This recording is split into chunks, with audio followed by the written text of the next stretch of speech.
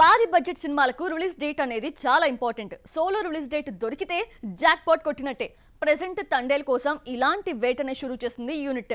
Christmas నుంచి republic day కి shift చేసే ఆలోచనలో యూనిట్ ఉన్నట్లు ప్రచారం జరుగుతోంది.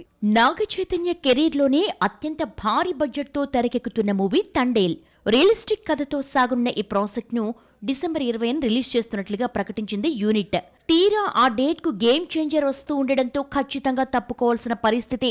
పోనీ సంక్రాంతికి వద్దామా అంటే చిరు విశ్వంభర, బాలయ్య 109, వెంకీ, అజిత్ కొత్త ప్రాజెక్ట్స్ ఈ సీజన్ కబ్జా చేశాయి. సో థియేటర్స్ ను పంచుకుని ఇబ్బంది పట్టం కష్టం.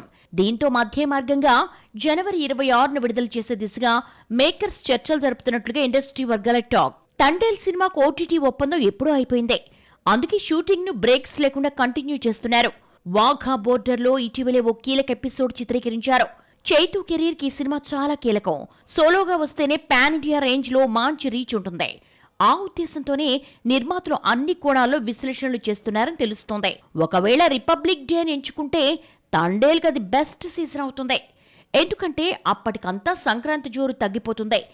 ఏదైనా సినిమా ఫ్లాప్ అయితే వాటికిచ్చిన స్క్రీన్లు ఖాళీ అవుతాయి.